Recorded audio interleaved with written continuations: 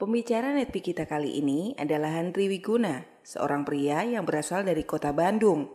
Ia berjuang keras untuk sukses setelah keluarganya jatuh secara ekonomi dan kehilangan tempat tinggal di awal masa perkuliahannya. Semasa kuliah, banyak pekerjaan yang sekaligus dijalaninya di kota Bandung, yaitu bekerja sebagai marketing freelance, menjadi guru les privat, pembina ekstrakurikuler, dan berjualan serabutan. Tetapi hidupnya tidak banyak berubah, karena untuk sukses ternyata bekerja keras saja tidak cukup. Beruntung, Handri bertemu dengan bisnis Tiens. Setelah mengenal Tiens, Handri juga memanfaatkan waktu luangnya yang sangat terbatas dengan menjalankan berbagai pekerjaan tersebut di siang hari dan menjalankan bisnis Tiens di malam hari. Dengan memanfaatkan alat bantu berupa pertemuan-pertemuan yang ada di bisnis Tiens, akhirnya bisnisnya bertumbuh pesat. Saat ini Handri Wiguna telah menerima spesial cash reward card, yacht, plan, villa, dan jaringan bisnisnya telah berkembang kuat di Indonesia dan di luar negeri. Bagaimana proses perjalanan beliau menjalankan bisnis Tiens? Inilah success story dari Bapak Handri Wiguna. Selamat siang Bapak Ibu. Selamat siang. Nama saya Handri Wiguna, saya dilahirkan di kota Bandung. Saya dilahirkan di sebuah keluarga biasa Bapak Ibu. Ya, saya anak ke-9 dari 9 bersaudara. Saya menikmati cukup banyak kasih sayang dari orang tua dan dari kakak saya. Dan saya juga menikmati pendidikan seperti pada umumnya. Jadi mulai pendidikan formal dari TK, dari SD, kalau sekarang mungkin kelas 7, kelas 8 dan seterusnya ya. Dan saya bersyukur Bapak Ibu bahwa di waktu SD, ya, waktu SD itu saya dapat bisa dibilang dapat tantangan. Saya bukan siswa yang berprestasi. Maksud saya bercerita seperti ini adalah supaya teman-teman semua membandingkan gitu ya. Karena banyak orang yang berpikir, oh kalau mau jadi orang yang berhasil dia harus datang dari keluarga yang seperti apa misalkan gitu. Oh kalau mau jadi orang yang sukses berarti orang tersebut orang harus istimewa, punya kemampuan dan lain sebagainya. Maksud saya bercerita supaya teman-teman bisa membuat sebuah komparasi. Kira-kira dengan apa yang hari ini teman-teman rasakan dengan diri teman-teman sendiri, apakah teman-teman bisa berhasil? Ya. Nah Bapak Ibu, saya biasa-biasa aja, saya bukan orang yang pintar dari segi akademis. Saya nggak pernah bisa masuk ranking. Tapi waktu kelas 5, ya waktu kelas 5 itu saya dikasih tantangan sama kakak saya. Keluarga kami itu senang bulu tangkis Bapak Ibu. Ya, senang main bulu tangkis, mulai dari ayah saya, mulai dari kakak-kakak saya, semuanya senang main badminton. Dan karena lingkungan saya memang pada suka badminton, akhirnya saya juga saya jadi senang badminton. Ya tanpa disadari mungkin dari sejak kecil saya belajar tentang pengaruh dari sebuah lingkungan ya Bapak Ibu ya. Nah saya juga jadi senang main badminton, tapi yang membuat saya sedih itu kakak-kakak saya, orang tua saya itu pakai raketnya yang bagus-bagus. Sementara raket saya itu saya dibeliin raket harganya 2.500 Bapak Ibu. Jadi benar-benar nggak ada merek sama sekali. Saya begitu ngelihat juga sebenarnya dari awal udah sedih gitu ya.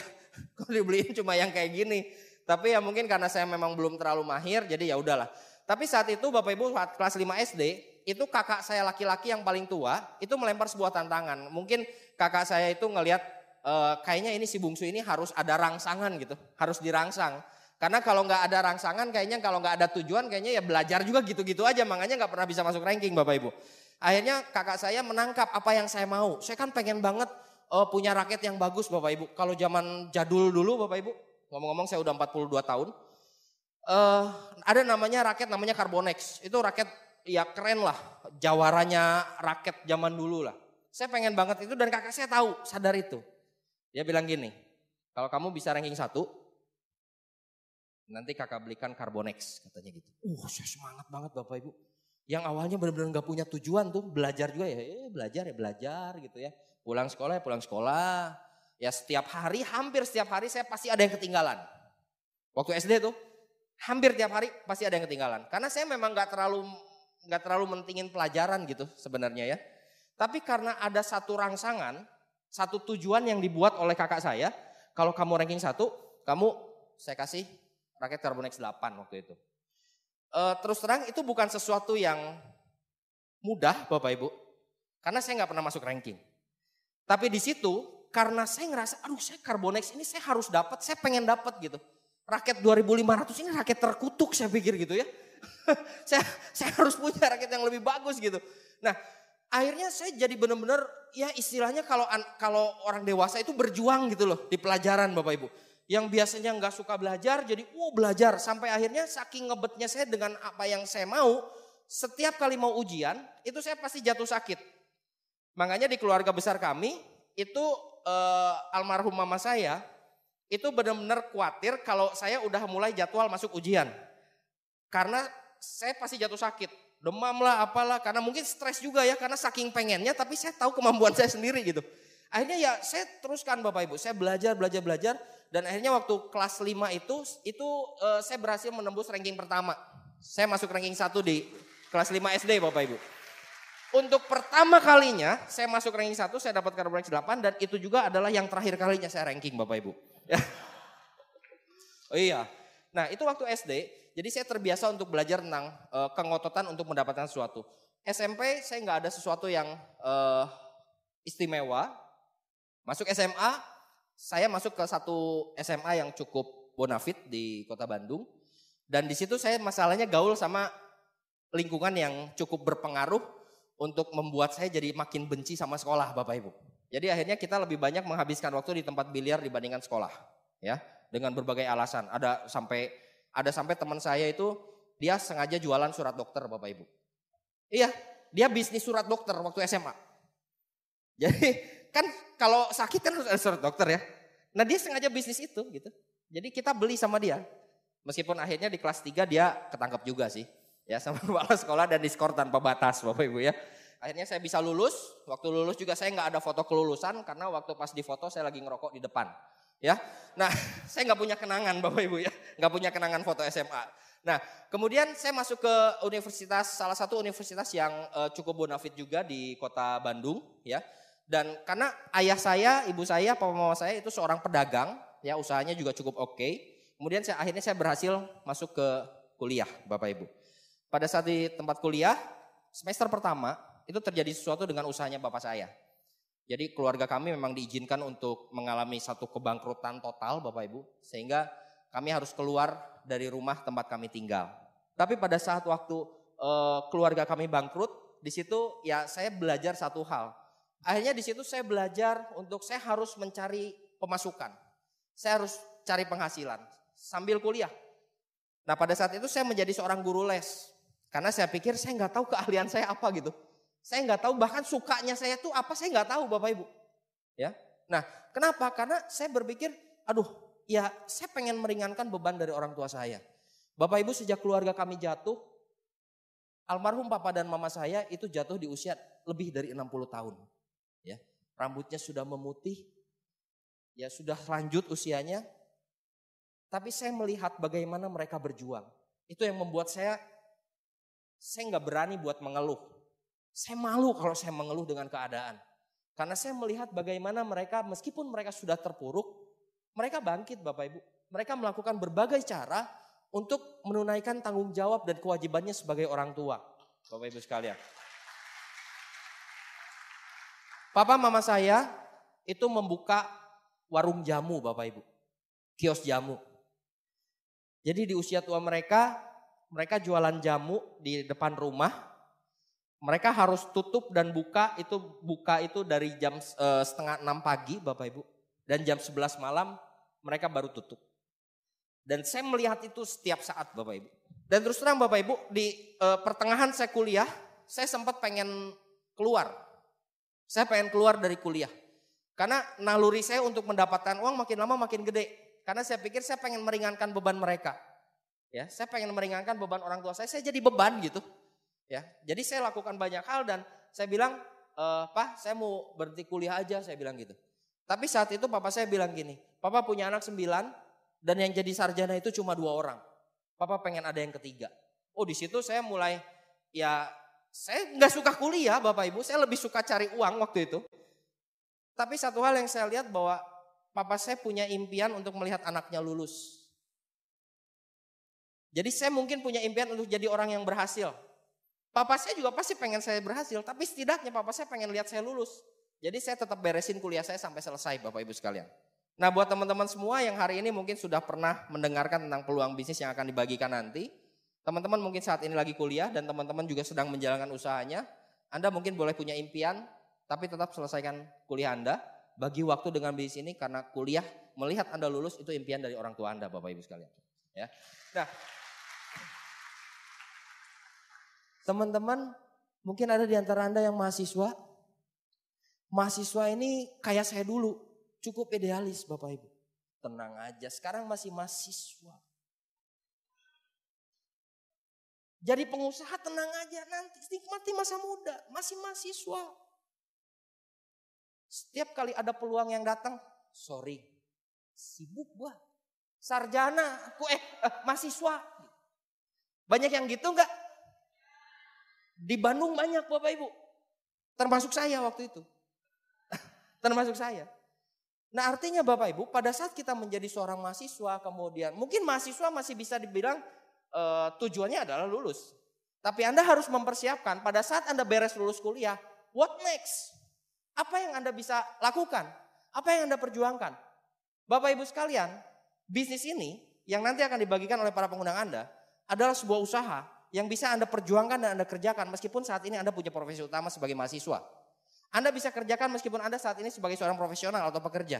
Bisnis ini tidak membutuhkan waktu yang terlalu banyak untuk Anda perjuangkan Bapak Ibu. Nah, beres saya kuliah, saya coba kan ngelamar kerja. Di situ juga saya belajar lagi tuh. Saya dapat dari senior, dari orang-orang tua gitu ya. Kamu belajar yang benar. Nilaimu yang bagus. Nanti kamu kerja di perusahaan bagus. Gajimu besar. Udah gitu kamu menikah, punya istri cantik, hidup bahagia selamanya. Begitu mati masuk surga indah banget. Pernah diajarin kayak gitu enggak? Nah saya juga selalu di brainwash dengan seperti itu Bapak Ibu. Tapi setelah saya lulus ada realita yang berbeda. Lamar, perusahaan A nggak dipanggil. Main jumlah nih, nggak ada yang manggil juga. Emangnya gampang? Nggak gampang Bapak Ibu sekalian. Apalagi fakta saat ini membuktikan bahwa jumlah tenaga siap kerja jauh lebih banyak dibandingkan jumlah lapangan kerja. Anda harus bersiap sebelum waktunya Bapak Ibu sekalian. Ya, nah seberes itu saya akhirnya memutuskan untuk ya udahlah saya jalanin aja segala macam aktivitas yang sebelumnya saya jalankan. Saya tetap jadi guru les, saya tetap jadi saya tetap jadi marketing, saya tetap jadi ekstrakurikuler gitu ya. Saya jalanin apa aja karena saya pikir ya saya nggak takut kerja. Saya udah tahu hidup susah itu seperti apa dan saya ngelihat papa dan mama saya itu masih terus buka tutup warung jamu gitu. Saya punya impian, saya punya goal, saya pengen mereka pensiun. Sudah nggak layak untuk mereka seperti itu. Gitu loh. Nah akhirnya saya terus jalankan, tapi saya tahu pada saat saya menjalankan banyak aktivitas, saya berpikir hasilnya aduh kok segini gitu ya. Mau sampai kapan saya begini? Saya berjuang untuk mendapatkan hasil bukan cuma buat diri saya. Tapi justru yang lebih penting buat saya adalah kedua orang tua saya. Saya malu lihat mereka Bapak Ibu. Saya malu. Gagah-gagahnya usia 20-an. Sementara ada dua sosok renta, 60 tahun lebih. Yang sedang membanting tulang untuk mendapatkan hasil. Saya malu gitu. Jadi saya pikir ya udahlah saya jalani segala macam. Tapi kok hasilnya segini-segini aja. Waktu itu saya dapat 10 juta tapi per tahun Bapak Ibu. Iya bukan per bulan. Di zaman itu 10 juta tapi per tahun. Udah ngejalin segala macam itu. Dan akhirnya biasa ya kalau orang memang sudah, aduh saya tuh udah kerja, udah gimana, udah apa. Tapi kok hasilnya masih segini aja, belum ada satu perubahan yang signifikan. Akhirnya saya selalu, tiap hari saya doa Bapak Ibu. Saya doa sama Yang Maha Kuasa, saya pengen dapat sebuah jalan, sebuah profesi yang memang tidak hanya sekedar bicara tentang apa yang saya dapatkan. Tapi saya bisa menjamin orang-orang yang saya cintai, terutama orang tua saya, setidaknya bisa dapat hidup yang lebih baik. Dan disitulah Bapak Ibu akhirnya setiap hari saya berdoa sambil jalan terus aktivitas. Satu waktu ada sebuah telepon yang mengubah hidup saya. Ternyata yang telepon itu teman SMA saya. Dia santai banget, dia ngomongnya polos banget. Dia bilang gini, kamu udah kerja belum? Saya bilang gini, udah saya bilang. Usaha sendiri, padahal kan usaha sendiri apa ya, usaha serabutan gak bisa dibilang sebagai sebuah profesi yang gimana gitu. Tapi ya gengsi aja, ego aja. Emang kenapa saya bilang, Gini, kamu pengen nggak punya penghasilan yang lebih katanya gitu. Menurut saya itu pertanyaan bodoh kan. Nggak ada orang yang pengen punya mau nggak kamu punya penghasilan yang kurang? Kan nggak mungkin. Ya, itu nggak usah dijawab gitu. Saya bilang ya iyalah, saya bilang gitu. Gini, ada peluang katanya di jalan, nanti kamu datang aja ke Jalan Balong Gede, ada sesuatu yang bisa ngasilin penghasilan tambahan buat kamu katanya gitu. Apaan itu? Saya bilang gitu. Dia polos banget ngomongnya, ya kayak MLM gitulah katanya gitu. Lo bisa nggak datang katanya gitu. Saya orangnya agak nggak enakan Bapak Ibu, jadi saya bilang ya udahlah. Saya nggak bohong kan. Saya cuma ngomong ya udahlah, bukan oke deh kan. Ya udahlah, saya bilang tuh. Ya udah ditunggu ya, dia bilang. Gitu. Ya. Nah, singkat cerita saya nggak datang Bapak Ibu. Ya, saya nggak datang. Kenapa? Karena saya punya kakak yang tertua, yang wanita paling tua, itu sudah menjalankan bisnis network Bapak Ibu. Ya. Dan menurut saya itu bisnis yang aneh. Kemana-mana bawa kantong kresek gitu ya. Buat jualan kopi lah apa gitu ya. Buat saya itu aneh gitu. Jadi saya belum apa udah, oh itu mah yang kayak si kakak yang pertama gitu ya. Udah saya jadi singkat cerita saya nggak datang Bapak Ibu. Nah besoknya Bapak Ibu telepon lagi, kemarin kok nggak datang gitu Bapak Ibu ya. Terus saya ya ini nggak bisa, ini apa segala macam alasan saya keluarin. Dan dia bilang ya udah nggak apa-apa. Nah cuma kebetulan katanya gitu, hari ini malam ini ada lagi gitu. Bisa nggak? Ya untung saya mikirnya agak cepat Bapak Ibu. Saya pikir itu udah kedua kalinya dia telepon dan saya tahu teman saya seperti apa. Kemungkinan sih kalau saya nggak datang lagi besok bakal telepon lagi Bapak Ibu. Ya. Jadi saya pikir kalau misalkan lawan jenis kan masih oke lah ya. Masih agak enak didengar gitu. Ini suaranya sama-sama kayak saya, kayak badut gini Bapak Ibu. Hidup saya kan pikir saya bakal terganggu nih. Ya udah saya pikir saya putusin buat datang Bapak Ibu. Nah, saya memang punya mood yang berubah-ubah Bapak Ibu. Ya. Mungkin karena faktor ekonomi, jadi lingkungan juga nggak banyak teman dan lain-lain. Saya punya mood swingernya aneh Bapak Ibu. Jadi sering berubah apa yang saya mau tuh gitu. Saya datang tuh ke Jalan Balong Gede itu. Jalan Balong Gede itu pertigaan Bapak Ibu, pertigaan. Jadi saya harus masuk dari Jalan Gede masuk pertigaan. Saya karena mood saya berubah ya. Saya udah keluar tuh, udah jalan, udah hampir dekat Balong Gede. Saya males Bapak Ibu. Aduh. Kayaknya enggak deh gitu. Saya udah mau lewatin aja gitu. Saya mau lewatin aja udah. Tapi kan saya mikir dulu. Apa alasan yang tepat untuk bikin dia gak nelpon lagi. Ya. Tapi saya tolak gitu. Kan harus alasan tepat. Jadi saya pikir sama di jalan. Udah males tuh. Udah mulai males tuh. Ya udahlah. Bilang aja gue udah nyariin. Saya lewatin aja tempatnya gitu saya pikir. Gue udah nyariin. Dan gak ketemu. Udahlah gue ngomong-ngomong gue males ya. Lu tawarin orang lain aja lah. Udahlah kayak gitu. Pikir saya habis perkara Bapak Ibu. Saya belok Bapak Ibu, udah persiapan tuh, udah dikonsep, benar-benar udah dikonsep, udah kayak sutradara bakal ngomong gini, bakal ngomong gitu. Saya belok Bapak Ibu, mau dilewatin kan. Di ujung Bapak Ibu, ada orang lagi.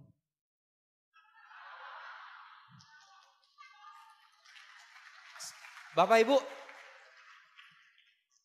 kan saya juga manusia ya. Kalau lihat muka kayak gitu kan saya kayaknya kayaknya saya jadi pembunuh gitu loh. Mukanya tuh penuh harap gitu ya. Bersinar-sinar. Aduh gitu ya, kayaknya gue brengsek banget kalau gue gak jadi saya dengerin gitu ya. Ya udahlah saya akhirnya masuk aja, saya masuk. Nah di situ saya mendengarkan penjelasan tentang bisnis ini Bapak Ibu. Ya, saya mendengarkan penjelasan bisnis ini dimulai dari pembukaan paradigma gitu ceritanya. Ya, meskipun saya waktu itu nggak ngerti paradigma itu apa. Tapi yang saya nangkep banget, yang saya ngeh banget, ada pertama dibukain tentang Robert Kiyosaki. Nah, Robert Kiyosaki ini dijelasin tuh sama yang ngejelasin tuh. Robert Kiyosaki ini siapa? Orang apa? Orang yang ngerti banget gimana cara mendapatkan penghasilan, membangun aset, dijelasin. Nah, terus dari bukunya Robert Kiyosaki katanya gitu. Orang tuh dibagi jadi kuadran dua kuadran katanya gitu. Jadi ada kuadran kiri, ada kuadran kanan. Saya kan waktu itu masih jadi guru les Bapak Ibu. Ya masih jadi guru les, masih jadi marketing. Nah profesi-profesi itu tuh disebutin Bapak Ibu. Dan dia bilang gini, kalau menurut buku ini ya, istilahnya kuadran kiri itu kuadran miskin. Saya tersinggung Bapak Ibu. Saya pikir gila, ini Kiyosaki ini siapa? Om saya bukan, paman saya bukan. Kok menghina gitu ya? Gitu. Nah tapi ya udahlah. terus lanjut tuh tentang pengenalan business stance itu seperti apa dan sebagainya. Saya cuma lihat satu hal Bapak Ibu. Oh di sini hasilnya bisa besar. Hasilnya gede, itu yang saya butuhkan. Itu yang pertama, tertarik juga. Yang kedua, ada dibilang gini, ini akumulasi kan ya gitu. Jadi akumulasi itu kayak umur. Mau sekarang umur 15, 1 tahun kemudian udah pasti 16. Sekarang yang umur 20 tahun ke depan udah pasti umur 21. Artinya cepat atau lambat udah pasti nyampe punya. Nah berarti kan penghasilan yang sedemikian besar dengan sistem akumulasi selama dikerjakan pasti nyampe. Itu yang bikin saya tertarik Bapak Ibu. Saya tertarik saat itu memang cukup tertarik gitu ya. Kemudian saya memang pada saat mendengarkan bisnis ini saya ngelihat oh ini tertarik. Ini bagus. Oh ternyata apa yang saya bayangkan tentang network marketing itu tidak sesuai dengan apa yang saya saksikan langsung. Nah kemudian begitu beres ya saya pulang kembali ke rumah. Tapi ya biasa Bapak Ibu ya yang namanya orang sibuk gitu ya. Orang banyak aktivitas. Begitu beres ke rumah ya saya simpan aja itu. Baik brosur, buku atau apa itu saya simpan aja. Saya simpan dan saya larut dalam aktivitas semula. Nah akhirnya Bapak Ibu saya bersyukur sekali. Saya punya seorang pengundang yang memang beliau lembut. Beliau orangnya halus, sabar, tapi konsisten Bapak Ibu sekalian. Beliau telepon saya lagi Bapak Ibu. Hey gimana katanya, itu udah dipelajari belum? Di situ saya keinget lagi gitu. Iya sih waktu itu ada brosur ya. Dan perasaan tempo hari gue tertarik deh gitu ya. Cuma perasaan gue tertarik. Terus kata beliau gini, coba aja deh kamu pelajari dulu. Siapa tahu cocok, siapa tahu ini jalan berkat buat kamu gitu. Saya pikir waktu itu oh iya ya. Saya selama berbulan-bulan Bapak Ibu, saya doa tuh. Saya pengen sebuah pekerjaan, sebuah profesi, sebuah usaha yang memang tidak hanya buat saya pribadi, tapi saya juga bisa menjamin dan memberikan yang lebih baik buat kedua orang tua saya supaya orang tua saya bisa pensiun. Udah nggak harus lagi ada di warung jamu. Ya udah, saat itu saya pelajari dan singkat cerita Bapak Ibu, saya bergabung. Saya bergabung itu dengan permodalan yang bisa dibilang minim bahkan nggak ada Bapak Ibu. Ya, karena saya waktu itu mencapai bintang 3 kalau sekarang silver itu dengan cara jualan Bapak Ibu. Saya jualan, sampai juga jualan door to door Bapak Ibu. Ya, jadi hari ini buat teman-teman yang mungkin menemukan peluang yang sebenarnya bisa mengubah hidup Anda, tapi Anda ngerasa punya masalah finansial untuk bergabung, menurut saya Bapak Ibu, kalau Anda punya kemauan pasti ada jalan. Tuhan pasti buka jalan. Saya jualan Bapak Ibu, saya jualan dan keyakinan saya semakin bertambah. Karena pada saat saya jualan, salah satu yang membeli produk saya itu adalah mamanya anak les saya Bapak Ibu. Ya, mamanya anak les saya itu beli produk. Dia tuh pertama awalnya nanyanya gini, ada nggak yang buat asma gitu? Oh, saya bilang ada. Apa? Citosan saya bilang gitu. Ya, iya Citosan. Ya, Citosan saya kasih Bapak Ibu ya. Buat teman-teman yang belum ngerti nanti tanya aja sama yang undang ya. Itu sebenarnya resep yang menyesatkan ya. Tapi itu bikin saya lebih pede loh Bapak Ibu. Kenapa? Karena sekian hari kemudian ya, kalau nggak salah sekitar 5-6 harian gitu. Karena kan waktu ngelesin itu kan seminggu sekali ya. Jadwal ngelesin berikutnya, si mamanya anak les saya ini ngomong kayak gini. Ini bener gitu katanya gitu. Kok nggak ada perubahan sama sekali. Saya bilang gini. Butuh waktu tante, saya bilang gitu. Iya saya ya berusaha dong, namanya juga berusaha kan. Masa langsung, oh iya tante kayaknya saya salah kan. Langsung dia gitu. Butuh waktu tante, saya bilang gitu. Semua kan ini namanya juga herbal, saya bilang butuh waktu, gak kayak obat-obatan kimia. Saya bilang gitu Bapak Ibu. Ya karena saya diajarin sama orang yang ngundang saya tuh, ya intinya ini herbal dan butuh waktu itu. Jadi itu saya pakai Bapak Ibu. Ya. Nah udah gitu oh ya untungnya dia percaya Bapak Ibu. Ya, dia percaya udah gitu dia pakai lagi. Selang kurang lebih sekitar 3 minggu berarti sekitar 1 bulan lah ya. Kan habis tuh produk. Dia gak datang nganter anaknya, dia cuma telepon. Padahal anaknya juga lagi les. Telepon. Kan? Kayaknya gak ada khasiatnya deh gitu dia bilang. Saya udah mulai langsung beralasan gitu kan. Tapi sebelum saya mau beralasan, dia bilang gini. Cuman memang tante ini memang sering sakit punggung karena memang ada kolesterol. Itu hilang sih katanya gitu. Nah memang gitu tante. Jadi pertamanya saya bilang gitu. Nah Bapak Ibu, itu bukan cara yang benar memang. Bukan cara yang benar, itu kan ngeles set set set set gitu kan. Cuman maksudnya di situ saya makin yakin Bapak Ibu. Gila ini produknya ini gitu ya. Gua salah ngasih aja masih ada gunanya gitu. Iya kan? Anda kebayang nggak? Satu produk salah ngasih bermanfaat buat kesehatan. Apalagi pas ngasihnya, bener nggak? Ini produknya luar biasa saya pikir. Ya. Nah akhirnya setelah saya bintang 3 yaitu cerita-cerita awal saya menjual bagaimana saya menjadi seorang silver atau bintang 3 ya. Kemudian saya tanya sama orang yang undang saya. Oh yang ngomong-ngomong Bapak Ibu, orang yang undang saya ini saat ini sudah benar-benar ibarat menjadi saudara, menjadi seorang kakak, seorang mentor, benar-benar sahabat terbaik buat saya. Kalau saya diminta untuk menyebutkan salah satu orang yang paling berjasa buat hidup saya akan dengan semangat saya akan mengatakan nama orang yang satu ini. Mohon berikan aplaus buat sponsor saya, pengundang saya saat itu, Godline Indonesia Bawa Ten Fung Yu. Nah terus saya tanya nih, oke saya udah silver, terus ngapain nih? Lu ajakin teman-teman gitu. Ya simpel kan, ngajakin teman-teman. Gimana saya bilang? Ya, terus caranya gimana?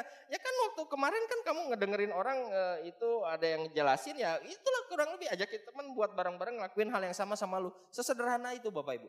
Ya udahlah saya coba untuk melakukan dengan gaya seadanya Bapak Ibu ya. Teman-teman saya ajakin, saya pikir ini produknya bagus, hasilnya bisa gede. Wah cuma orang goblok yang nolak, saya pikir gitu. Jadi saya pede banget Bapak Ibu. Saya ngajakin teman-teman saya, ada yang nolak ya, ada yang pada saat saya jelasin matanya lihat. Hah ini bisnis apa saya pikir ya? Kok emang harus gini ya gitu ya? Ya saya ngobrol lagi sama orang yang ngundang, makanya saya bersyukur Bapak Ibu bisnis ini Bapak Ibu Anda gak kerja sendirian. Anda gak ngerti gak masalah, Anda melakukan langkah demi langkah, Anda akan dipandu oleh mentor Anda. Ya. Saya tanya lagi, ya udah memang gitu kayaknya, kan gak semua orang bakal menerima apa yang kamu tawarin. Saya pikir ya benar juga ya. Sekarang kebayang gak Bapak Ibu, kalau misalnya setiap yang kita tawarkan selalu mau, rasanya hidup ini jadi gak bagus Bapak Ibu. Benar gak sih? Perlu ada penyeimbang kan gitu. Akhirnya saya coba tawarin lagi dan salah satu rekan saya terbaik itu saya tawarin juga, tapi beliau gak mau. Karena beliau gak mau saya tawarin adiknya. Nah di situ Bapak Ibu, saya dari sejak awal saya bergabung ke usaha ini, saya disarankan untuk datang ke meeting, datang ke pertemuan informasi namanya OP Bapak Ibu kalau zaman sekarang. Saya bilang saya gak mau, saya yang ngertilah cuma gitu-gitu doang, saya pikir gitu. Dengan sombong saya menolak Bapak Ibu. Saya gak mau yang namanya pertemuan, ya harus bayar pula apaan ini gitu kan. Nah akhirnya Bapak Ibu pada saat saya ngobrol tuh si teman saya gak mau, saya ketemu sama adiknya, saya ngobrol, adiknya itu responnya positif. Bapak Ibu kira-kira kalau Anda nawarin sesuatu dan orang yang Anda ajak bicara, yang Anda tawarkan, responnya kayak gini. Oh ya, wih. Itu positif gak sih? Saya waktu itu gak punya pengalaman Bapak Ibu. Dia cuma bilang, serius? Gila ya. Itu positif bukan sih? Itu kan positif, bener gak sih? Tapi bener tadi kata Pak Ruli bilang, sekian lama gak join-join. Ya, padahal udah positif. Itu apaan saya pikir ya? Saya ngobrol lagi sama mentor saya Bapak Ibu. Si A, karena mentor saya juga kenal sama beliau. Si A ini begini-begini, responnya bagus Pak, tapi gak join. Beliau bilang gini, beliau orangnya ramah, lembut Bapak Ibu. Makanya gua bilang juga bawa ke pertemuan. Elunya ke pertemuan juga. Saya kan udah habis akal Bapak Ibu ya. Karena saya penasaran banget. Kenapa si positif blow on ini kok gak join-join gitu. Hah? Bingung saya gitu ya. Ya udahlah karena saya putus asa. Saya bawa dia ke pertemuan. Saya ajak ke pertemuan. Di pertemuan sikap saya masih gak bagus Bapak Ibu. Awal saya pertemuan nih. Saya bilang gini. Tuh, itu kan lu lihat itu kan ada meja ya. Nah di situ ada tulisan tuh yang tulisan ceban tuh 10.000 tuh. Jadi lu masuk aja, lu bayar 10.000, nah lu masuk ke ruangan, lu dengerin aja. Terus dia bilang, lu enggak gua di sini aja, lu masuk aja. Saya di luar Bapak Ibu. Dan orang yang saya undang nurut masuk.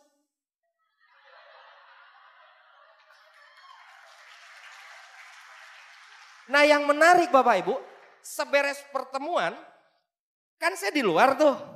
Begitu beres pertemuan ada orang-orang bubar gitu kan. Saya langsung berdiri, saya samperin. Gimana saya bilang gitu. Oh kayak pahlawan banget ya. Gimana saya bilang. Ini tuh yang kemarin lu jelasin. Iya saya bilang. Gua join.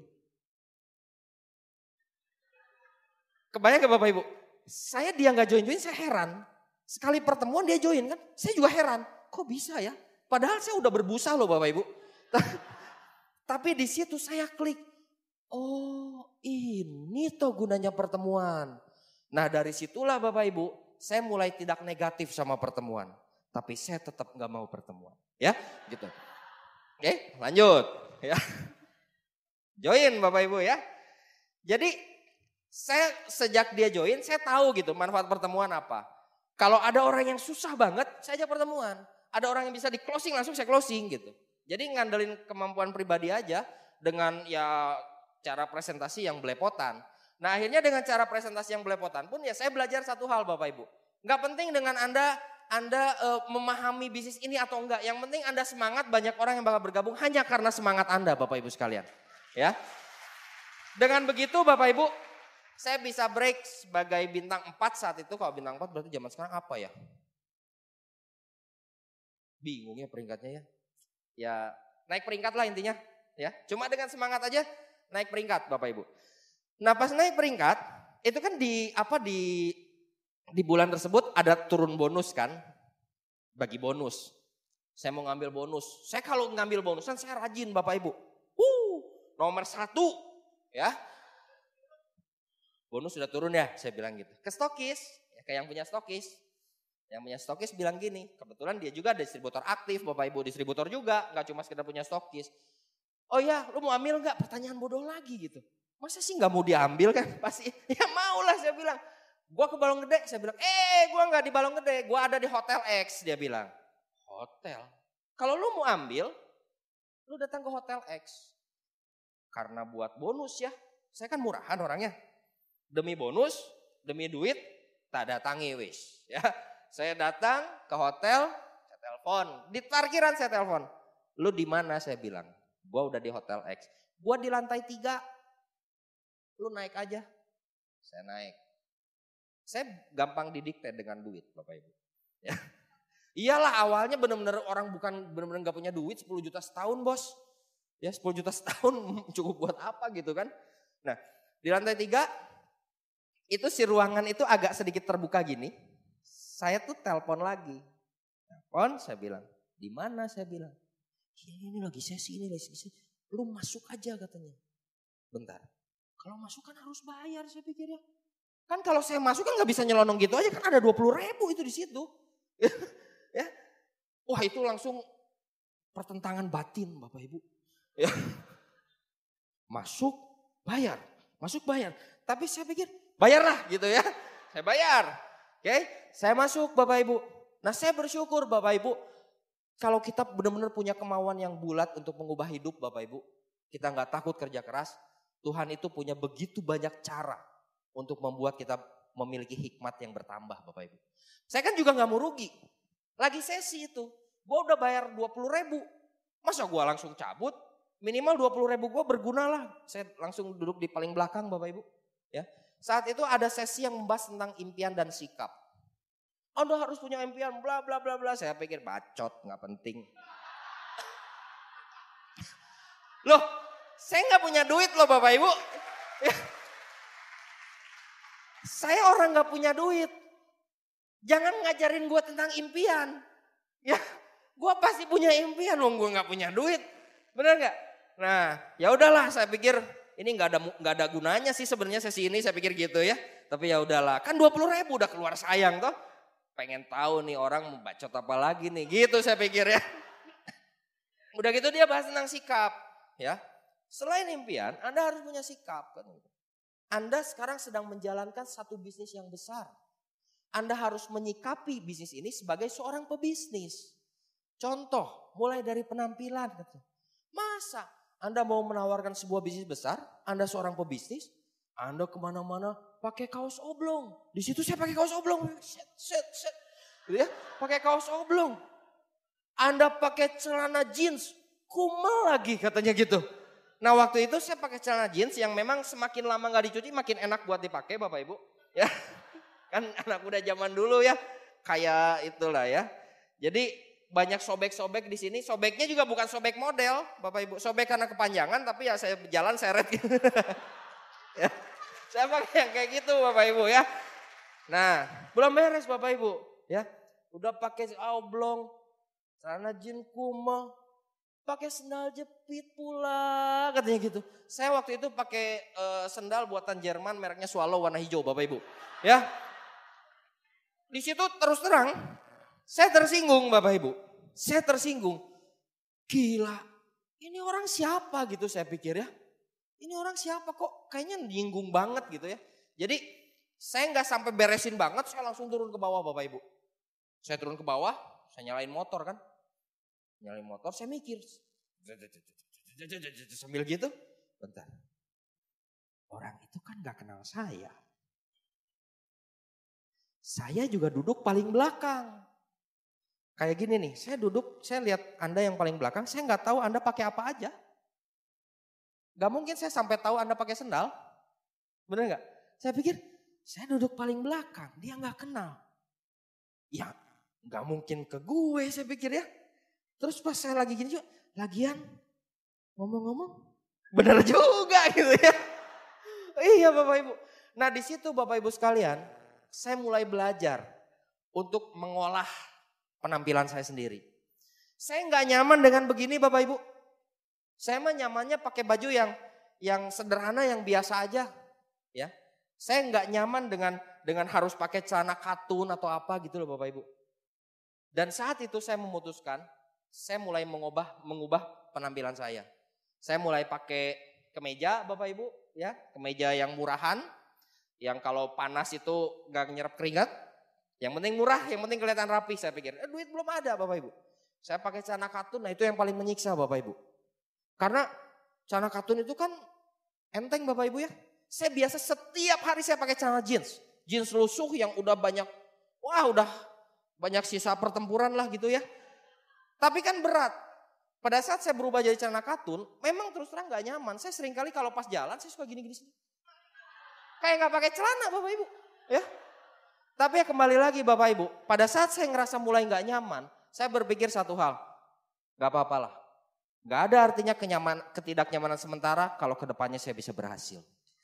Ya. Saya telan udah itu, saya telan udah. Jadi mau gak nyaman, mau gimana, ya udahlah bodo amat lah. Kalau memang dengan kayak gini nih, dengan setelan gini gue bisa sukses, tak jabani gitu. Saya pikirannya begitu Bapak Ibu. Kenapa? Saking udah muak hidup susah. Saking udah bosan, saya bukan orang yang punya keadaan finansial yang memadai gitu. Saya udah muak dengan kondisi seperti itu dan saya harus berubah.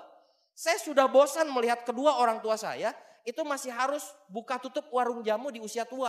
Saya sudah muak melihat semuanya itu, saya kasihan dengan mereka. Saya malu Bapak Ibu. Jadi apapun yang saya harus lakukan, meskipun saya nggak nyaman, saya hantam aja udah. Ya. Nah saya bersyukur Bapak Ibu, saya ada di bisnis yang menyediakan begitu banyak pendidikan, begitu banyak edukasi untuk mempersiapkan sikap dan attitude untuk menjadi seorang yang berhasil Bapak Ibu sekalian. Nah saya jalan Bapak Ibu, nah pada saat saya sudah mulai nih penampilannya cukup oke lah gitu ya. Saya presentasi ke semua yang saya bisa presentasi karena intinya saya belajar dari upline saya satu hal. Intinya yang namanya bisnis itu bicara tentang angka katanya gitu. Jumlah semakin banyak yang kamu tawarin, kemungkinan orang bergabung pasti makin banyak. Kan gak mungkin lu nawarin 3 yang gabung 5 kayak gitu. Saya pikir, saya kan gak pinter Bapak Ibu ya. Tapi kalau nawarin 3 gabung 5 saya juga gak goblok, itu gak mungkin gitu. Ya. Yang mungkin itu kan kalau lu nawarin 5 yang join 2 itu baru mungkin. Gak mungkin lu nawarin 3 join 5, bener juga. Jadi sekarang lu pengen orang gabungnya berapa orang? Lu pengen 10 ya berarti lu harus presentasi mungkin 40-50 orang. Masuk akal saya pikir gitu ya. Sederhana gitu aja. Ya saya presentasi Bapak Ibu. Saya presentasi termasuk juga ke salah satu saudara kerabat sepupu. Ya, saya punya pengalaman juga ini dengan sepupu saya. Sepupu saya ini awalnya bersikap sangat positif, bahkan dia yang nelpon. Gua denger gitu ya, gua denger lu Tianxi ya. Oh iya, saya bilang gitu ya dengan semangat. Hey, jarang-jarang ada yang ngontak gue. Biasanya gue yang ngontak gak diangkat gitu kan. Lu Tiansi ya kan? Iya. Gini gue pengen denger katanya gitu. Katanya Tiansi itu bagus. Oh iya dong gitu. Biasa Bapak Ibu masih fanatisme buta gitu. Ya karena semangat yang luar biasa saya bilang oh iya dong. Gini aja. Gue pengen denger tapi boleh kan kalau gue sekalian ngumpulin bareng teman-teman gue? Wow boleh sekali saya bilang. Jarang-jarang orang positif kayak gitu. Ini leader luar biasa saya pikirkan gitu. Oh boleh saya bilang.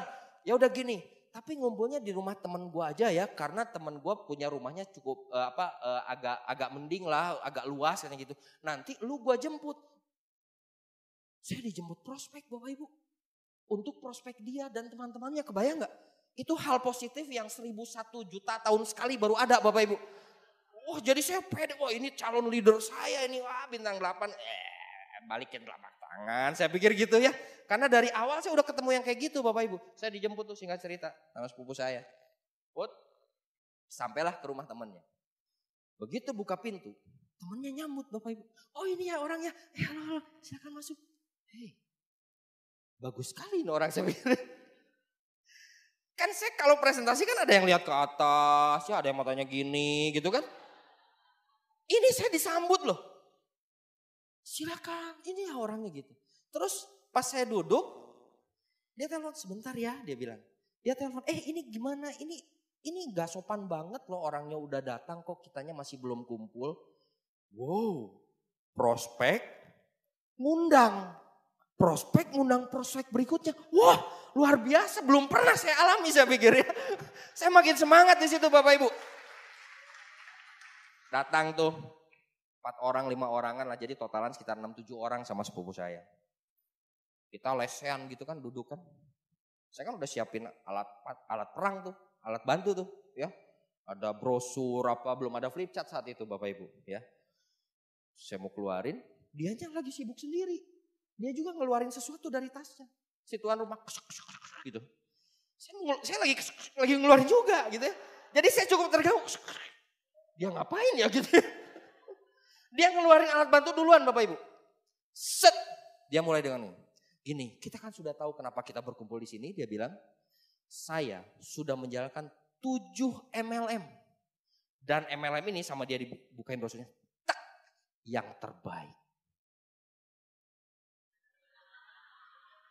Maksudnya gitu ya dalam hati. Ternyata saya mau diprospek Bapak Ibu. Pantesan kok ada prospek ngundang prospek, saya pikir gitu ya. Di situ yang namanya bintang 8 balikin telapak, biar buyar sudah Bapak Ibu. Ya. Tapi saya bersyukur saat itu Bapak Ibu, saya dididik dengan orang tua saya untuk jadi orang yang loyal. Katanya kalau Anda setia dalam perkara kecil, Anda juga akan dipercaya untuk hal yang lebih besar. Meskipun saya saat itu belum jadi siapa-siapa Bapak Ibu, tapi saya yakin bahwa gak ada hal yang terjadi secara kebetulan dalam hidup saya. Saya selalu diajar seperti itu sama almarhum kedua orang tua saya. Jadi pada saat saya meskipun belum jadi apa-apa, berhadapan dengan orang yang katanya saat itu kalau gak salah udah punya 700-800 orang di grupnya, saya gak goyah Bapak Ibu. Dia gak join TNS, saya juga gak join dia. Karena saya yakin kalau Tuhan izinkan saya untuk bergabung di Tiansi, Tuhan juga punya maksud untuk saya bisa sukses di Tiansi.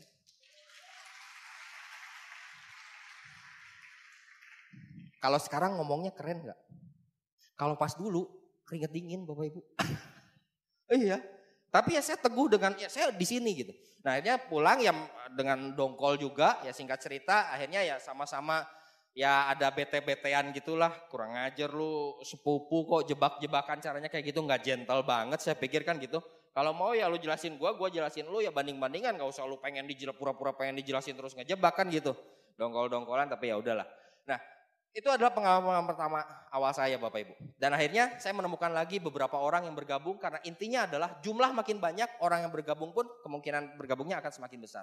Nah tapi Bapak Ibu pada saat saya sudah mulai punya grup, saya sudah tahu pertemuan itu penting. Saya juga datang pertemuan tapi saya nggak hadir Bapak Ibu. Jadi kebandelan itu masih ada sampai ke peringkat waktu itu berarti kalau sekarang bintang 6-an lah ya, sekitar bintang 6. Saya datang pertemuan, kerjaan saya gini, saya ngelihat absensi. si ini datang, si ini datang, downline gitu. Yang datang, oke. Begitu mereka sudah kelihatan tuh di absensi, udah pada datang, udah ada di absensi. Ya tugas saya selesai, saya pikir. Saya nggak usah nemenin di pertemuan. Saya di luar Bapak Ibu. Jadi saya datang pertemuan, tapi saya di luar. Kerjaannya apa? Ngerokok di luar. Iya, sambil jongkok Bapak Ibu. Set. Ya. Sementara yang lain lagi pertemuan. Dan saya bersyukur mungkin saya punya kepemimpinan yang kuat Bapak Ibu dari dulu. Saya punya leadership yang bagus. Jadi downline saya loyal Bapak Ibu. Ya. Minggu kedua mereka lihat mungkin si Up lagi ngerokok di luar, temenin 2 orang. Minggu ketiga ada 3 orang lagi. Itu si Up lagi pada di situ. Ayo ah. Jadi saya bikin OP di luar Bapak Ibu. Ya. Yang lain di dalam lagi bersemangat. Ini bisnis luar biasa. Lagi begitu. Kita lagi pipa perdamaian. Lingkaran kecil, lingkaran besar. Itu grup Bapak Ibu. Nah di situ Bapak Ibu saya belajar. Di bulan, saya ingat banget di bulan dimana almost semua grup saya keluar.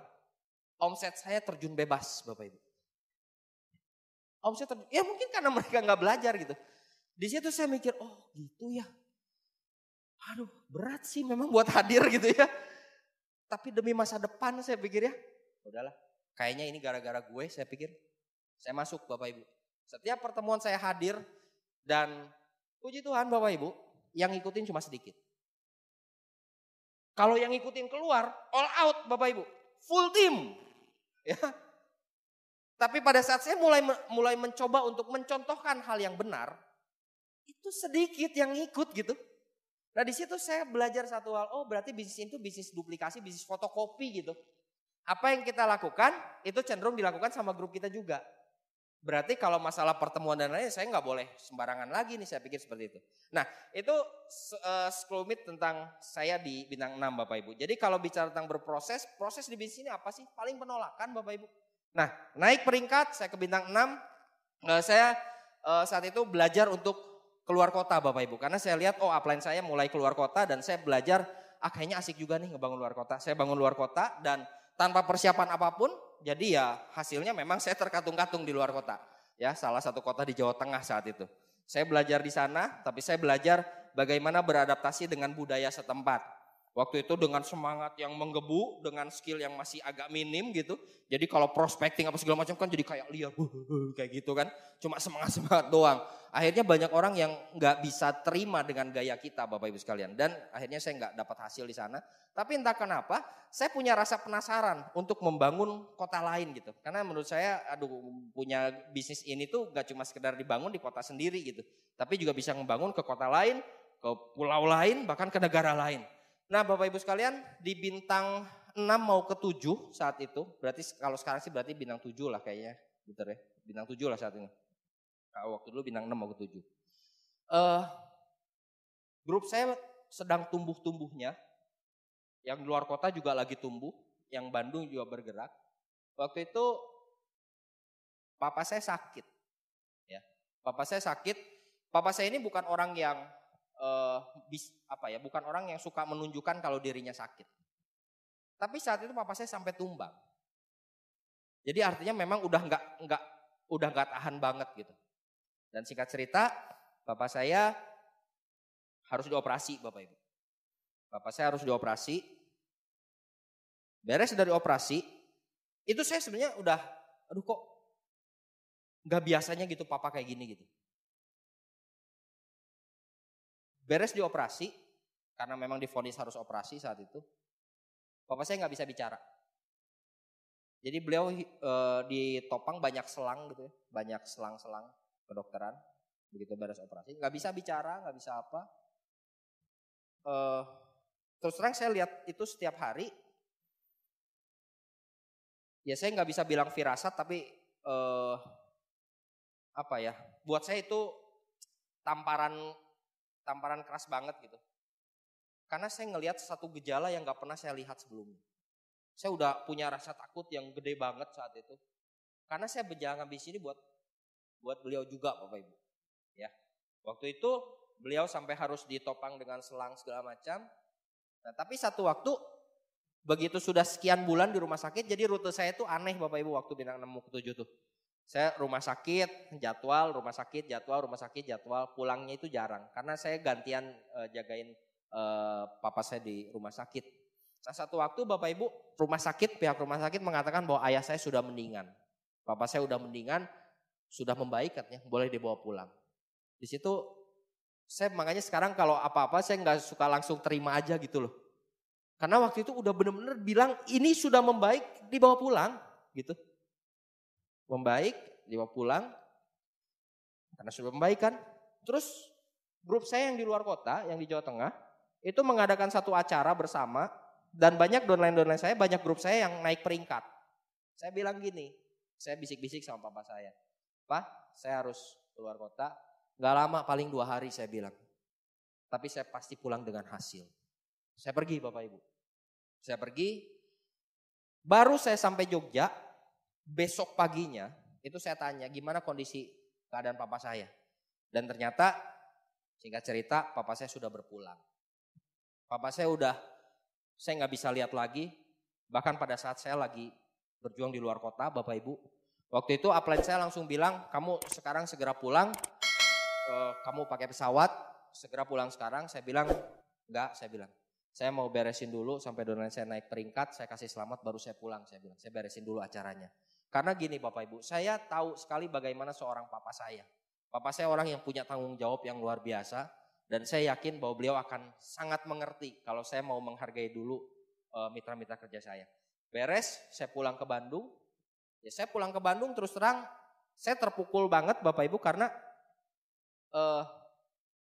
ya orang yang saya mau perjuangkan itu nggak ada gitu. Saya berjuang buat beliau dan beliau dipanggil pulang gitu. Saya sampai rumah duka, itu saya jalan dengan lutut Bapak Ibu. Waktu itu. Saya jalan pakai lutut dari sepanjang pintu masuk sampai ke peti saya jalan pakai lutut. Dan saya tahu kalau ya saya menyesal gitu maksudnya kenapa saya belum bisa memberikan yang lebih baik buat papa saya. Jadi apapun yang terjadi saat itu, saya tetap impact ke panggung, saya tetap energik meskipun dalam hati saya lagi nggak sesuai dengan apa yang saya bilang gitu loh. Buat apa? Buat mereka Bapak Ibu, buat grup. Ya. Nah, setelah tepat tutup buku setelah itu, saya baru break naik New Bintang 7. Dengan penghasilan yang sudah lumayan, yang seharusnya sudah mulai bisa memberi yang jauh lebih baik, tapi orang yang mau dikasih nggak ada Bapak Ibu. Jadi saya benar-benar saat itu kayak orang linglung, saya nge-lag. Ya. Saya nge-lag sekian lama, terus ya saya tahu kalau ya orang tua saya kan papa dan mama, masih ada mama saya. Jadi saya dari situ saya bekerja lebih lagi, saya nggak mau hal yang sama terulang kembali Bapak Ibu sekalian. Saya nggak keburu tuh, papa saya nggak keburu buat bahagiakan. Saya harus lebih ekstra supaya mama saya masih bisa sempat saya bahagiakan. Ya, nah singkat cerita bintang 7 kemudian saya naik bintang 8. Nah di bintang 8 ini Bapak Ibu ya saya bersyukur bahwa saya ada di bisnis yang tepat. Saya nggak takut kerja keras Bapak Ibu. Yang saya takutkan adalah saya kerja keras di tempat yang salah. Berapa banyak orang-orang pekerja keras di luar sana. Tapi berapa banyak di antara mereka yang sudah bekerja keras tapi mereka tidak mendapatkan hasil yang sepadan dengan kerja keras mereka. Banyak Bapak Ibu. Yang saya sangat bersyukur di bisnis ini kerja keras saya ada di tempat yang tepat. Sampai akhirnya saya terima reward luxury car itu tahun 2007 Bapak Ibu. Ya, tahun 2007. Nah ini Bapak Ibu, ini motor saya. Motor perjuangan Yamaha Force One. Sampai sekarang masih ada Bapak Ibu. Jadi di samping Mercy saya yang putih itu saya taruh motor ini. Mau 1 miliar pun saya nggak akan jual Bapak Ibu. Serius. Anda bisa ketawa tapi benar saya nggak akan jual. Anda mau tawar 1 miliar saya nggak akan jual. Bukan masalah harganya tapi value-nya Bapak Ibu. Saya setiap kali ngelihat motor ini, saya belajar untuk menjadi orang yang nggak lupa dengan asal. Saya berjuang pakai motor ini kehujanan Bapak Ibu, kepanasan, buat presentasi, buat jadwal. Setiap kali beres jadwal mau ke pertemuan ternyata di pertengahan jalan hujan Bapak Ibu. Ya. Sampai basah, sampai celana dalam. Datang ke OP, ceprat. Saya rasain Bapak Ibu. Saya rasakan. Saya sengaja simpan motor ini Bapak Ibu sampai detik ini. Supaya saya bisa punya gambaran saya dulu siapa. Saya gak mau lupa dengan asal. Saya gak mau jadi kacang yang lupa dengan kulitnya. Saya belajar untuk terus mengingat dari mana saya berasal. Ini rumah kontrakan kami Bapak Ibu sekeluarga waktu itu. Jadi kalau teman-teman semua berpikir bahwa wah pasti datang dari keluarga yang ada, enggak, ini buktinya Bapak Ibu. Kalau Anda ke Bandung silakan cari Jalan Kebon Kopi nomor 176 dekat Gang Haji Ibu Ucu. Ya, itu tempat sekeluarga kami tinggal. Udah enggak kayak rumah Bapak Ibu. Ya. Jadi gimana saya berani bermimpi dengan kondisi seperti ini? Tapi saya bersyukur kembali lagi, saya akhirnya berani bermimpi, berani bertarung karena bisnis ini menjaga edukasi dan lingkungan yang tepat untuk mencapai impian dan cita-cita Bapak Ibu. Ya. Nah ini pada saat saya dapatkan luxury car ya secara fisik dapat 2008. Ini waktu saya ambil Mercedes Benz itu saya ajak almarhum mama saya. Saya ajak mama saya. Pada saat jatuh keluarga, mama saya ini jadi orang yang sangat antisosial Bapak Ibu. Pada saat ada orang misalkan teman saya atau mitra kerja saya berkunjung datang ke rumah, mama saya akan masuk ke kamar. Karena pada saat keluarga kami jatuh, beliau ini seorang pemikir, saya yakin bahwa beliau menyadari bahwa omongan di luar sana itu sedemikian dahsyat Bapak Ibu. Ada yang ngomong utangnya kebanyakan lah, ada yang ngomong nggak sanggup bayar apa jadi rumahnya diambil. Anda bayangkan Bapak Ibu, rumah tempat kami tinggal pun diambil dengan semua isinya. Ya. Dan itu terjadi dengan ibu saya, mama saya, di usia di atas 60 tahun. Jadi bagi saya pribadi, memberikan yang terbaik, salah satunya kebanggaan diri, pride dan percaya diri. Itu salah satu tujuan saya di bisnis ini Bapak Ibu, buat mama saya. Ini pada saat 2009 saya terima cash reward yachts, ini 2013 cash reward plane. Waktu itu juga di Jakarta. Nah ini cash reward terakhir bareng-bareng sama teman saya nih Pak Ruli ya. Aduh, Pak Ruli ini luar biasa lah. 2014. Saya waktu lihat Pak Ruli ngejar Bapak Ibu. Ini kan disediain 2 nih. Kan rivalnya ada beberapa Pak ya. Saya ngelihat Pak Ruli update status. Hasil kerja kerasnya bikin beliau tumbang. Tadinya saya pengen message Bapak Ibu. Udahlah, ngapain kerja keras, nggak perlu terlalu ngoyo gitu ya, tapi nggak enak juga. Ya, tapi akhirnya Bapak Ibu tetap kita berdua 2014 kita ada di panggung yang sama buat dapat villanya Bapak Ibu. Ya, oke. Nah Bapak Ibu, hari ini apa yang saya dapatkan? Kalau dibilang secara materi saya nggak bisa sebutkan angkanya Bapak Ibu, karena menurut saya di atas langit masih ada langit. Dan yang namanya rupiah itu semua tergantung orangnya. Relatif. Ada orang bilang 50 juta sebulan itu besar. Tapi ada orang yang bilang 500 juta sebulan itu kekecilan. Tapi ada juga orang yang bilang 2 juta sebulan gua orang paling kaya seBanten. Iya, relatif. Jadi saya nggak bisa sebutkan. Tapi kalau sekedar mobil satu aja mas tiap bulan bisa lah. Ya, kurang lebih kayak gitu. Saya nggak sebutin angkanya ya. Nah, dan lebih penting lagi Bapak Ibu, saya bisa mendapatkan semuanya itu bukan karena saya punya skill yang bagus.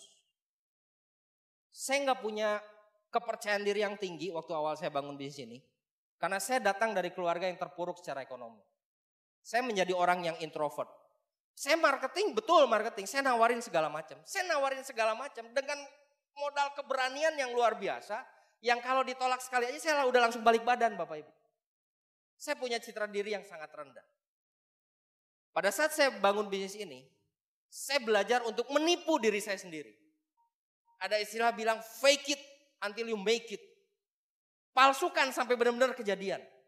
Saya tampil sebagai orang yang penuh percaya diri, padahal saya nggak sampai di situ waktu awal saya bangun bisnis ini. Saya cuma modal semangat aja. Yang saya tahu, saya harus berjuang. Yang saya tahu, saya harus kerja keras. Kenapa? Bukan karena apa yang saya jalankan, tapi karena siapa yang ada di balik saya. Saya ingin memperjuangkan orang-orang ini Bapak Ibu. Saya punya alasan kenapa saya mau berjuang di usaha ini. Yang pertama Bapak Ibu sekalian, saya ingin berjuang buat beliau ini. Beliau ini sudah dipanggil pulang Bapak Ibu. Ini almarhum papa saya. Saya melihat contoh dan teladan dari beliau. Bagaimana beliau terus berjuang pada saat beliau dalam kondisi yang sangat terpuruk. Kalau saya lihat beliau bekerja, saya malu Bapak Ibu. Ya. Karena beliau sudah membuang semuanya untuk kami keluarganya. Beliau ini seorang pemasok, usahanya seorang pemasok. Beliau kanvas, beliau masukin barang ke berbagai toko di berbagai kota Bapak Ibu. Truk-trukan, pakai truk, bukan hal yang sedikit.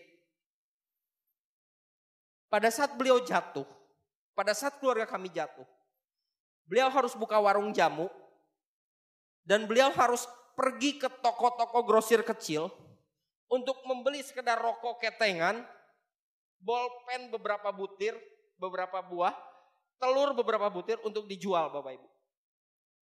Dan saya tahu itu beliau membuang egonya luar biasa. Mukanya udah beliau buang. Dan saya malu setiap kali beliau melihat beliau bekerja gitu. Beliau kemana-mana pakai motor ya. Beliau kemana-mana pakai motor saat itu. Di usia yang sudah demikian tua. Setiap jam 4:30 subuh sudah bangun. Dan jam 12, jam 1 malam itu baru tidur karena baru tutup toko. Saya berjuang di usaha ini. Meskipun beliau udah gak ada. Tapi saya tetap mau berjuang di sini Bapak Ibu. Karena kalau saya berhenti, saya malu. Beliau berjuang dalam kondisi yang gak menyenangkan sama sekali Bapak Ibu. Dan saya harus menunjukkan bahwa apa yang beliau tunjukkan itu turun sama diri saya. Saya mungkin termasuk salah satu dari segelintir orang yang percaya dan meyakini bahwa meskipun beliau udah gak ada, tapi justru saat beliau sudah tidak ada secara fisik, beliau selalu menyertai saya. Kemana saya pergi. Beliau bisa melihat saya di atas, beliau bisa memantau saya apa yang saya lakukan. Dan saya gak mau bikin malu Bapak Ibu. Apapun yang harus saya alami di sini, saya akan lakukan. Untuk memberikan pada beliau apa yang beliau contohkan. Itu saya lakukan. Yang kedua Bapak Ibu, ini saya mengalami proses yang lumayan di 2010 Bapak Ibu. Saya baru menikah, saat itu saya punya proses yang lumayan besar, bahkan bisa dibilang salah satu yang terbesar yang pernah terjadi Bapak Ibu. Di 2010, saya turun sampai tinggal sisa 10% Bapak Ibu. Saya saat itu baru menikah. Saya menikah dengan seorang anak dari keluarga yang sangat-sangat amat mampu. Kuat sekali Bapak Ibu. Dan saya bawa untuk sampai ke bawah Bapak Ibu. Saat menikah dengan saya. Di saat jatuh, saya ingat beliau. Saya ingat almarhum papa saya. Bagaimana teladan beliau. Jadi pada saat saya terpuruk Bapak Ibu. Saat saya terpuruk, saya datang ke pusara beliau. Saya datang ke kuburan beliau di 2010 dengan kondisi bisnis yang sudah luluh lantak, sudah hancur lebur. Dan saya katakan saat itu, saya pasang bunga, tulisan villa. Saya bilang, Pak, saya akan selesaikan. Saya bakal selesaikan, saya bakal bangkit dari kejatuhan sekarang. Itu di 2010 Bapak Ibu. Jadi 2010 saya mengalami proses yang luar biasa besar dan saya harus bertarung sendirian Bapak Ibu. Ya. Saya harus ketemu lagi satu persatu. Saya harus berusaha benahi sedikit demi sedikit. Dan gak mudah Bapak Ibu. Tapi gak mudah tidak sama dengan mustahil. Meskipun tidak mudah. Tapi selama itu tidak mustahil, kita perjuangkan. Tidak ada yang tidak mungkin. Karena saya selalu yakin Bapak Ibu. Setiap keringat kita, setiap kerja keras kita, setiap air mata kita. Mungkin manusia bisa gak melihat. Mungkin manusia bisa tidak tersentuh. Tapi sang pemberi berkat, dia yang akan melihat keringat Anda. Dia yang akan melihat air mata kita. Dia yang akan melihat betapa sulitnya untuk kita berjuang. Kita mengetuk hatinya Bapak Ibu sekalian. Bertarung bukan untuk dilihat seorang manusia. Tapi terus berjuang untuk melunakkan hati yang maha kuasa. Sukses bukan datang dari manusia Bapak Ibu. Sukses datang dari yang maha kuasa. Tugas kita sebagai manusia adalah bertarung. Tugas kita sebagai manusia adalah berjuang. Setiap kali kita jatuh kita bangkit. Setiap kali kita terkapar kita bangkit lebih tinggi. Setiap kali kita terkapar kita bangkit lebih tinggi Bapak Ibu sekalian. Saya membuat komitmen di 2010. Saya membangun ulang semuanya Bapak Ibu. Saya bangun ulang semuanya. Dan saat itu Bapak Ibu sekalian, mama saya, meskipun saya nggak bilang Bapak Ibu, mama saya tahu kondisinya. Saya nggak ngomong apa-apa. Mama saya tinggal dengan saya, tinggal dengan kami, dengan saya dan istri. Saya nggak pernah cerita tentang kondisi bisnis saya, karena saya khawatir beliau jadi kepikiran. Tapi sepertinya beliau tahu, seorang ibu itu luar biasa Bapak Ibu. Pernah satu malam, saya dibilang sama ibu saya, pada saat 2010 tuh, mama tahu gak gampang. Saya bingung gak gampang gimana gitu. Mama saya kelihatannya tahu saya lagi jatuh. Mama tahu gak gampang. Tapi anak mama pasti bisa bangun lagi. Itu jadi bekal motivasi yang luar biasa buat saya Bapak Ibu. Karena beliau ini adalah orang yang dari sejak awal, beliau yang selalu mendukung saya Bapak Ibu. Waktu saya mulai membangun luar kotanya udah mulai jadi, bonus saya belum besar Bapak Ibu. Sehingga akhirnya saya kesulitan masalah operasional untuk berangkat Bapak Ibu sekalian. Investasi keberangkatan untuk kereta dan lain-lain itu berat, untuk bis dan lain-lain. Saya ingat sekali Bapak Ibu, mama saya satu waktu saat saya mau berangkat ke salah satu kota di Jawa Tengah, mama saya ngajak saya ngobrol di meja makan Bapak Ibu. Di baliknya kios jamu.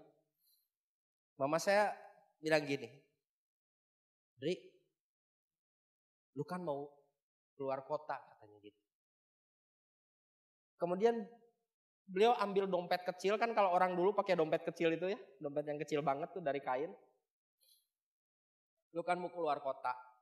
Beliau keluarin dompetnya, beliau buka. Beliau ambil 20.000 Bapak Ibu.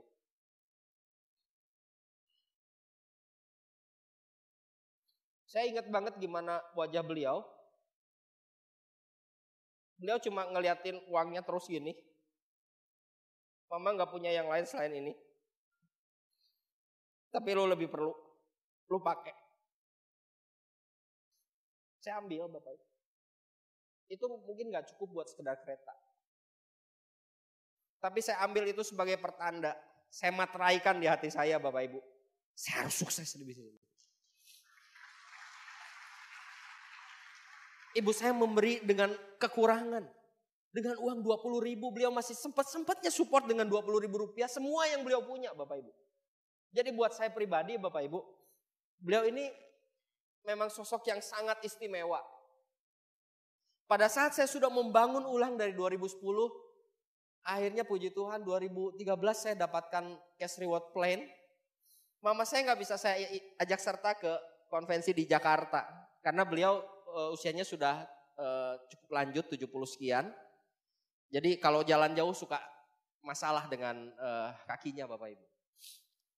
Waktu saya pulang ke Bandung, saya cepat-cepat pulang ke Bandung. Beliau orang pertama yang saya cari. Saya cuma bilang, ini dari semua yang mama sudah kasih.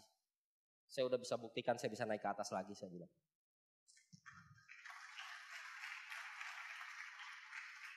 Beliau ini sudah dipanggil pulang di 2016 Bapak Ibu. 2016 bulan Februari tanggal 19. Saya kehilangan banget.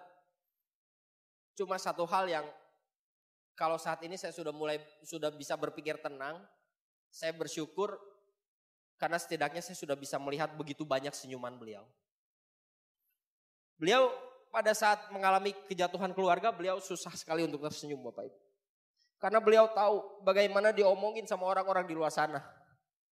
Ngelihat orang asing datang ke rumah, dia masuk, beliau masuk. Orang asing itu pulang, beliau baru keluar. Paling nanya itu siapa? Dan setiap kali diajak ngomong dengan orang yang dikenal sekalipun, beliau matanya ke bawah Bapak Ibu. Itu bahasa tubuh yang saya gak suka. Saya gak suka lihat mama saya seperti itu. Yang saya syukuri di bisnis ini, mama saya seenggaknya menemukan lagi kepercayaan dirinya. Bahwa anaknya yang bungsu sudah sedikit memberikan arti buat banyak orang. Beliau lebih pede Bapak Ibu. Saya pernah ajak beliau, saya ngebangun salah satu kota tuh di Jawa Tengah. Kita saat itu bikin acara 6.000 orang Bapak Ibu. Di situ saya ajak beliau ke sana, waktu beliau masih ini kakinya. Saya bilang sama beliau, ini apa yang saya kerjakan. Dan saya perkenalkan ke semua orang bahwa ini adalah orang yang paling berjasa buat saya.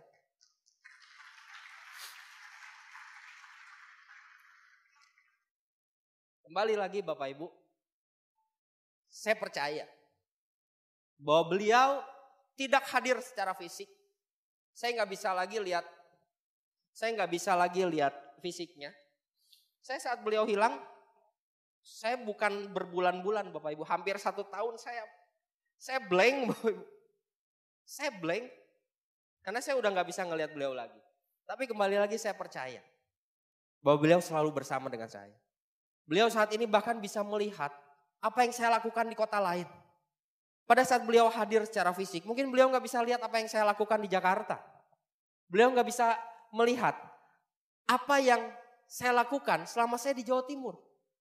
Tapi saat ini Bapak Ibu, secara fisik mungkin udah nggak ada. Tapi saya percaya sekali bahwa mata beliau menyertai kemana saya pergi. Ke kota manapun saya berjuang, mata beliau selalu ada bersama dengan saya. Ini yang menjadi sumber kekuatan untuk saya. Untuk terus bertarung. Dan pada saat 2010 Bapak Ibu. 2010 pada saat mengalami masalah yang sedemikian besar. Waktu itu saya punya emosi negatif. Jadi apa yang membuat saya bertahan sampai saat ini? Untuk saya menunjukkan bahwa dengan atau tanpa orang-orang yang meninggalkan saya akan bisa terus ke puncak.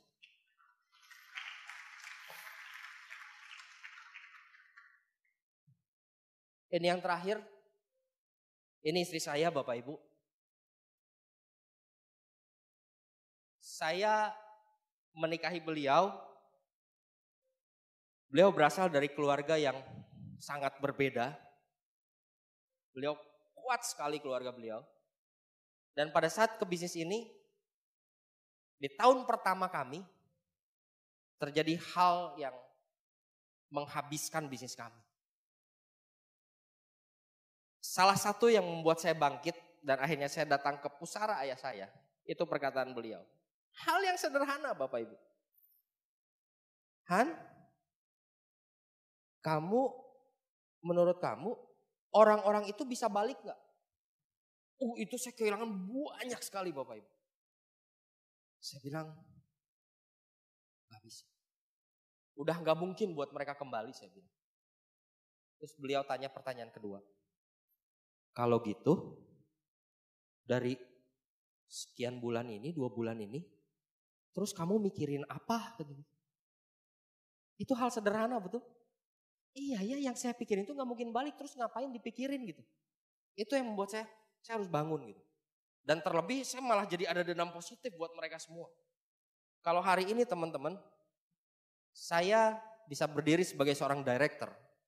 Ini bukan karena saya hebat. Tapi dendam positif saya yang terlalu besar buat orang-orang yang sudah meninggalkan.